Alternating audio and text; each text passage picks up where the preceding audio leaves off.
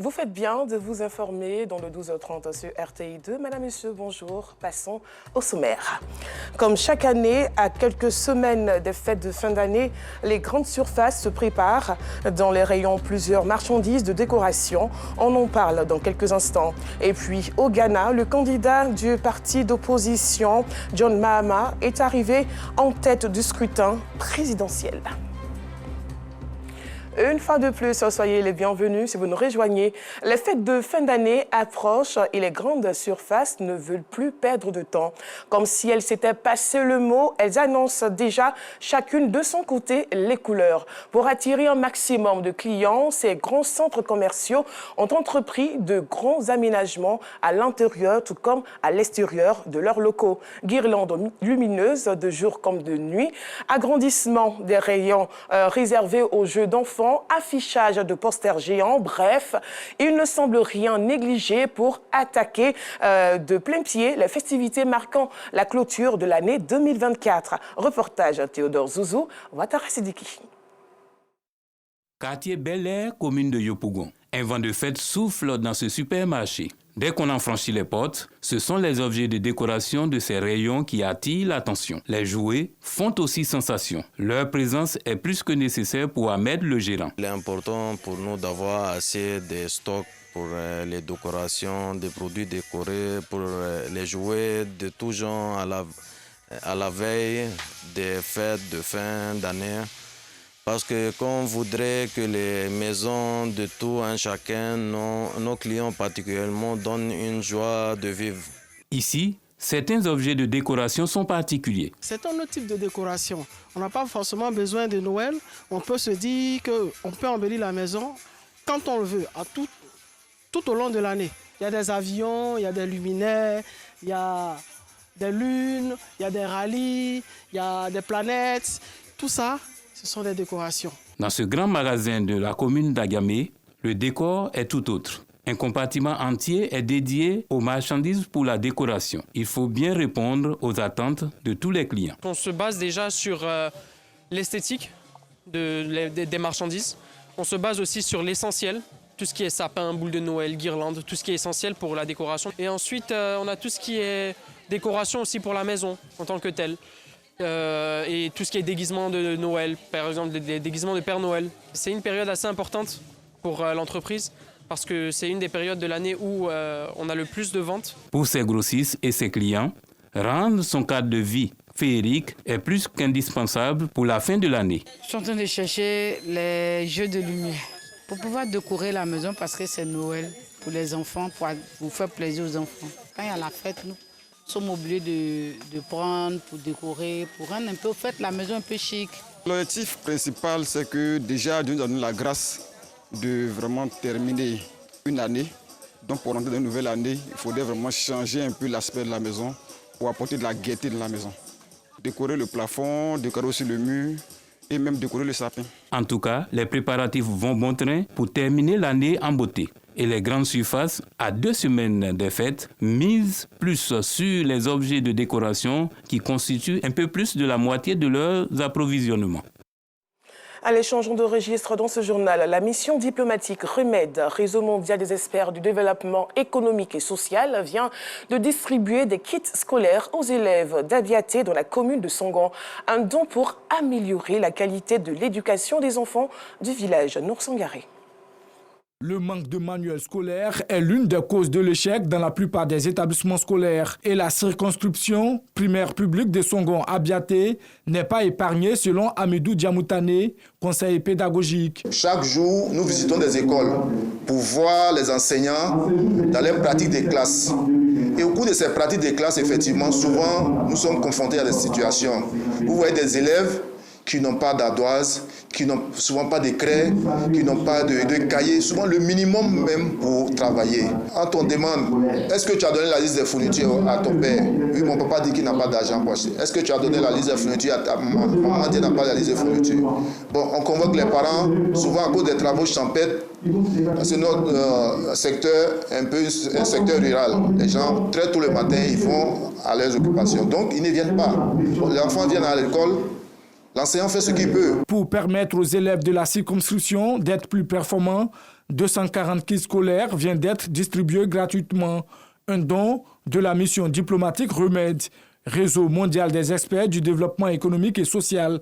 Ce qui nous a motivés, comme l'année passée, comme toutes les autres années écoulées, c'est soutenir le gouvernement en distribuant des kits scolaires à différentes zones écoles de reculés de la Côte d'Ivoire.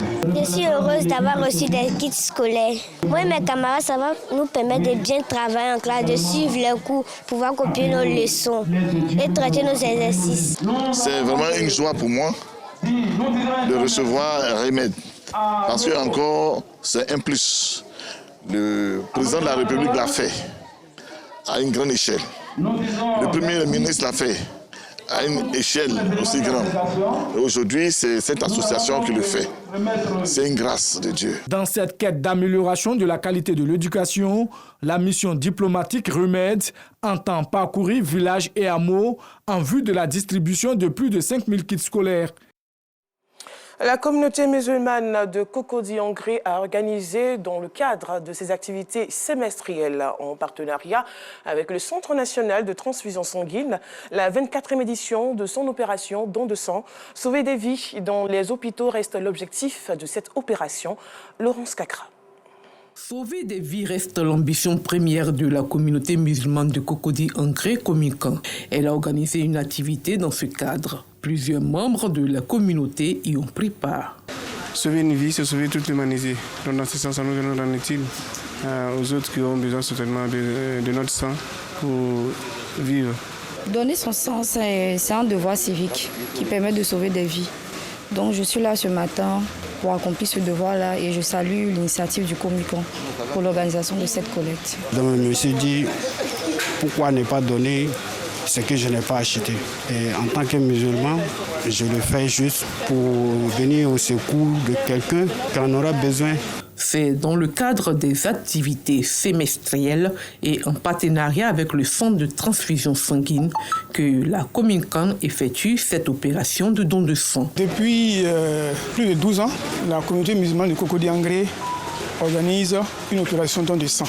Acte de générosité, de solidarité, acte d'humanisme. Le don de sang est un geste qui peut sauver des vies humaines.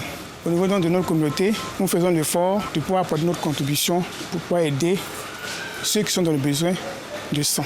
La communauté musulmane de Cocody-Angré Komikan a été créée en 1990. Elle opère dans le social et fait de l'humanisme. Cette opération de don de sang est à sa 24e édition. À l'approche des festivités de fin d'année, 350 enfants issus de familles défavorisées ont bénéficié d'une journée riche en activités, d'ateliers, de créativité, de jeux et d'un repas convivial. Cette journée s'est déroulée au centre Copac dans la commune du Château. Restons toujours en compagnie de Laurence Claca. 350 enfants issus de familles défavorisées de différentes communes d'Abidjan ont pris part à une journée riche en activités récréatives. On a bien joué ici. Donc, je suis là, je suis très heureuse d'être ici. Et mes camarades, on a bien mangé, on a joué, on a fait tout. Je suis contente d'être ici. Je remercie le Père Félix, je remercie le Père Jean. J'ai aimé le sport, la convivialité et la prière. Pour le révérend docteur Augustin Soumé, les enfants ont droit au bonheur et les jeux contribuent à leur épanouissement. C'est d'abord les inviter à accepter qui ils sont et que quelle que soit leur situation, ils sont en fait des êtres humains et qu'ils ont accès et ils ont droit en fait à la joie et à l'épanouissement. Donc c'est pourquoi on crée un cadre en fait de joie, de réjouissance et d'épanouissement. Ce que l'on fait ici, il y a des exercices de créativité qui sont là. Présentement, vous pouvez voir, ils sont en train de faire des dessins. Et chaque enfant essaie de sortir de lui-même ce qu'il est et ce qu'il a aussi à offrir. Sensible aux conditions de vie des enfants défavorisés, le couple d'eau a parrainé cette journée. Nous avons accepté ce parrainage en pensant à tous les enfants, en pensant à toutes les familles qui n'ont pas encore d'enfants, mais surtout en voulant inculquer à tous les enfants le sens de la santé mentale, le sens de savoir bien se sentir dans son corps, dans son âme, quel que soit son état d'âme, quel que soit son état d'être, quelle que soit sa situation sociale. C'est important de s'occuper du bien-être psychologique, moral des enfants, ces enfants d'aujourd'hui qui sont les adultes de demain. Plusieurs activités telles que le football, l'athlétisme et bien d'autres ont meublé cette journée. Les moniteurs ont été d'un apport considérable dans l'épanouissement des enfants. C'est principalement des activités d'art-thérapie pour aider les enfants à s'épanouir, à avoir de la créativité, à jouir d'un bien-être psychologique intégral. Donc ils ont eu à faire des dessins de l'animal préféré, des dessins de leur meilleur ami. Et autour de ces dessins, il y a des professionnels en soutien psychologique de première ligne qui essaient d'entamer une conversation avec eux, voir comment l'enfant se sent. Voilà, c'est une sorte de projection de leurs émotions à travers ces dessins. Apporter de la joie aux enfants défavorisés à l'approche des festivités de Noël, c'est la raison principale de cette activité récréative pleine de vie et d'émotions. Rappelez-vous, le 1er décembre dernier, plus de 56 Guinéens ont trouvé la mort à la suite d'un match de football, match qui s'est soldé par une bousculade. Les ressortissants guinéens vivant en Côte d'Ivoire se sont retrouvés dans leur ambassade pour une journée de prière en vue du repos de l'âme des défunts. Nour Sangaré.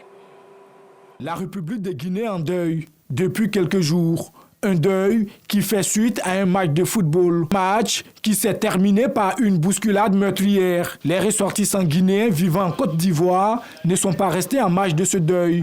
Ils ont effectué nombreux le déplacement à leur ambassade pour une journée de prière. Son Excellence a insisté pour que nous soyons tous là aujourd'hui en son nom, prier pour la Guinée, prier pour le président de la République, le général Mamadou Doumbia, prier pour tout le peuple guinéen pour que la paix et la concorde rentrent en Guinée. Dans la Bible, les morts ne peuvent pas louer Dieu. C'est nous les vivants qui prions. Mais la tragédie qui est arrivée, c'est ce qui nous consterne un peu, parce que de la joie, nous venons à la tristesse. Et c'est là, nous nous interrogeons, comment un match de football peut arriver à une tragédie? Les interrogations sont grandes, mais nous confions le tout à Dieu, parce que c'est lui qui nous a créés, c'est à lui qu'il plaît de prendre qui il veut, quand il veut. Des prières pour le repos de l'âme des défunts, mais aussi pour la paix et la stabilité en Guinée. À l'initiative de cette rencontre de recueillement et de spiritualité, Alseni Mobasila, ambassadeur de la République de Guinée en Côte d'Ivoire. Il faut que nous soyons ensemble, tant dans les périodes de difficulté que dans les périodes de bonheur.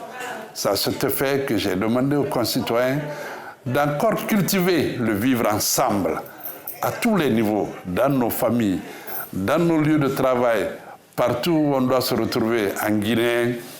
Nous demandons la culture de vivre ensemble pour une cohésion nationale entre Guinéens. Les diplomates guinéens ont, dans cet élan de solidarité, lancé une collecte de fonds pour venir en appui aux parents des victimes de la tragédie.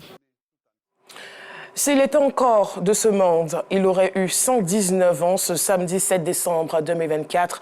Malheureusement, Félix Houphouët-Boigny, père de l'indépendance et bâtisseur de la Côte d'Ivoire moderne, a tiré sa révérence le 7 décembre 1993. 31 années après son décès, son souvenir reste encore vivace dans les esprits de ceux qui l'ont connu et côtoyé, et aussi dans l'esprit de ceux qui ne l'ont pas connu, parce que pour la Côte d'Ivoire, Félix Houphouët-Boigny vivra à jamais. Les populations de la région de Béké témoignent. William Kako, Soro Corona.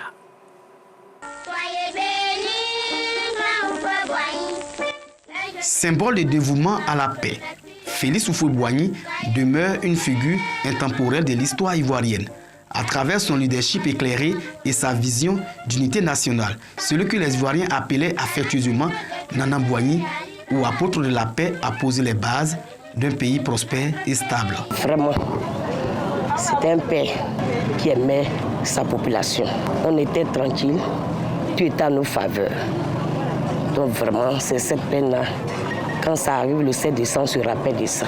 Mon souvenir, le président Félix Houphouët-Boigny a lutté beaucoup pour la paix pour ce pays et surtout pour le monde entier. Pour les plus âgés, son époque reste un souvenir vivant du développement. Quant aux jeunes générations, Bien qu'elle n'ait pas connu Félix Houphouët-Boigny, découvre avec admiration les réalisations du père fondateur de la Côte d'Ivoire moderne, transmises par les écrits de leurs aînés. C'était intéressant, il s'occupait beaucoup de nous. Les élèves, d'abord au lycée, que j'ai bien connu, le lycée scientifique, il y avait l'NSCP, il y avait l'INSED. C'était des moments intéressants quand nous partions voir nos aînés, où on avait l'eau glacée dans l'établissement, les robinets, on aimait bien ça. En tout cas, c'est un grand manque pour toute la nation ivoirienne. Et actuellement, nous le regrettons. De la preuve aujourd'hui, pour moi, après quelques moments difficiles qu'on a traversés, actuellement, pour moi, tout se passe bien. 31 ans après sa disparition, Félix Houphouët-Boigny demeure une figure de consensus, un repère pour tous les Ivoiriens. Au-delà des monuments et des routes, son véritable héritage réside dans une leçon impérissable: la paix, la solidarité et le partage, fondements sur lesquels toute nation peut bâtir sa grandeur. L'actualité se poursuit hors de la Côte d'Ivoire. Après la victoire de Donald Trump lors de l'élection présidentielle aux États-Unis, le Ghana enregistre lui aussi le retour au pouvoir de John Mahama, un ancien chef de l'État. John Dramani Mahama, ancien président du pays de 2012 à 2017, l'emporte avec une large avance sur son adversaire. Ce retour marque une nouvelle phase pour le NDC qui ambitionne de redresser l'économie du pays tout en renforçant les acquis démocratiques et sociaux.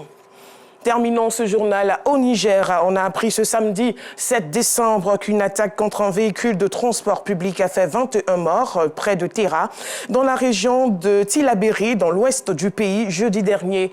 L'information a été confirmée par la radio et la télévision nationale nigérienne.